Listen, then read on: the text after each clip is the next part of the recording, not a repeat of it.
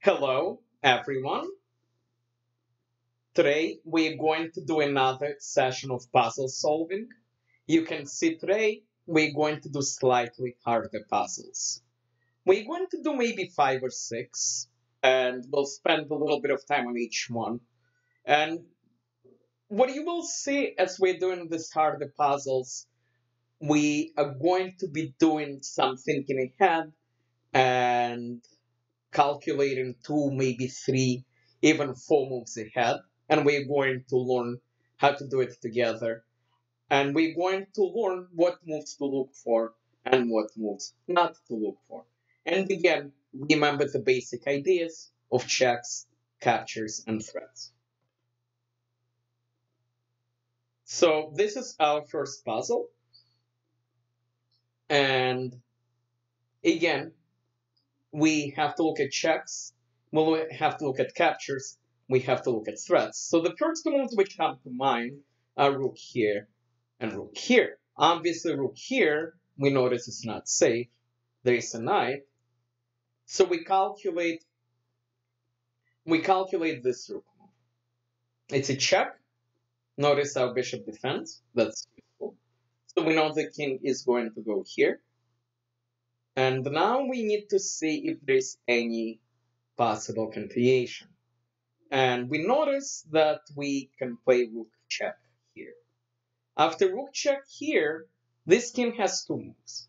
He can go back where he came from, or he can come to this square. So we have to calculate both of them.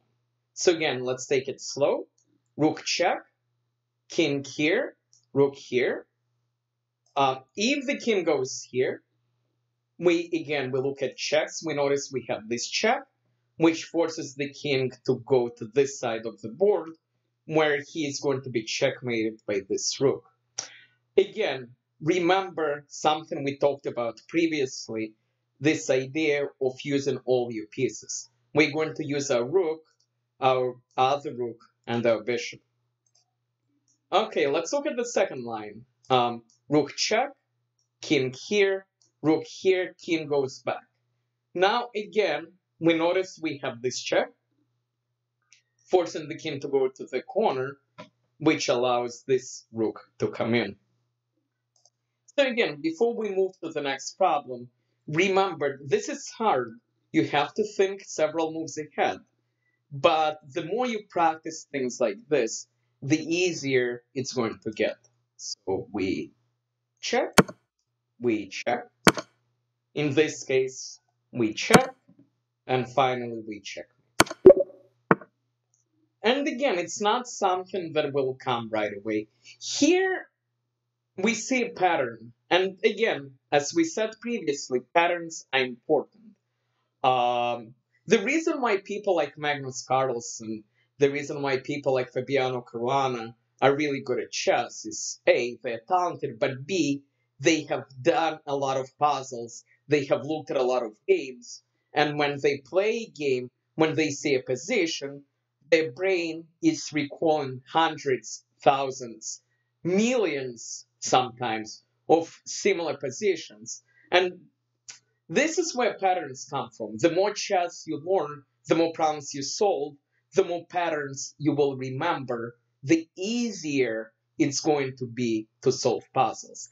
And here, our pattern is a smothered mate. We note that we have this knight move. And when we move the knight, we have a double check. This king will be in check by both the knight and the queen. From double check, this king has only one square. He will have to go to the corner. And then, after we move the knight here, and the king goes to the corner, we have this check, which will force the rook to take. The rook has no other choice. After the rook takes, the king is going to be surrounded by all his pieces. There will be a rook here, there will be a bishop here, there will be a pawn here, and the knight is going to return back with a checkmate. So let's go move by move. Check. Now we have this check. The rook will take and will checkmate. Check. The king is surrounded. We have a checkmate.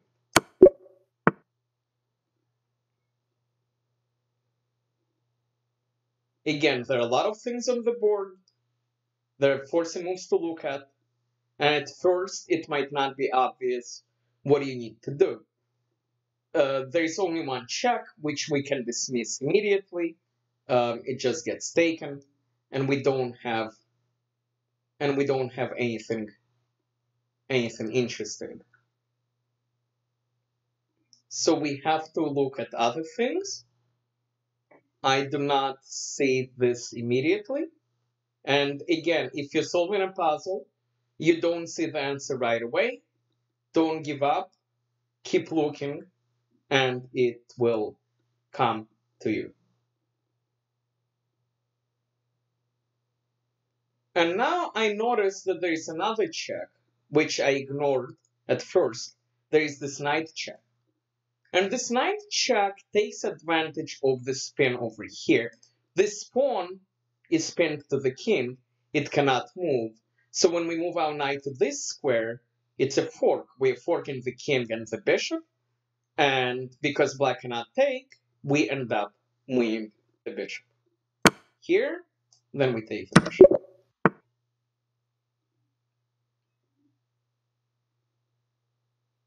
One thing that comes to mind immediately when I'm looking at this position is the fact that this king is not having a very fun time. Our queen is sitting here, he is very restricted, and he has a lot of weak dark squares. And when I see this position, I have a dream of getting my knight to this square.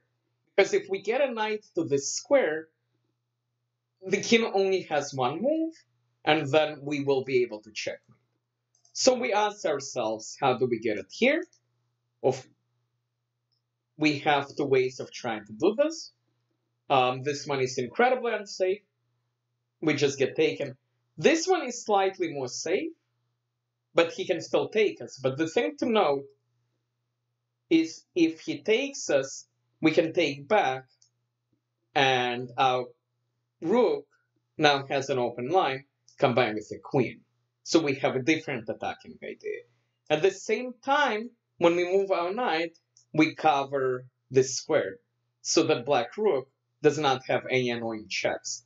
When you're looking at forcing moves, both when solving puzzles and especially playing games, sometimes we tend to ignore that our opponent might be trying to do things also. And then as we're trying to do things and we get checkmated, we get confused. But this is important. You need to pay attention to your opponent. So we play knight here, and in this case he takes.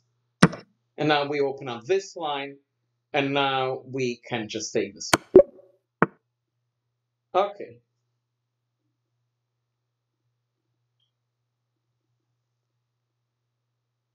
The interesting thing about this position is we're still in the opening, and sometimes in the opening, people just go through the motions, they get all their pieces out, and they don't even look for tactics. But this is important, because if you slow down, you might be able to win a game in the first couple of moves.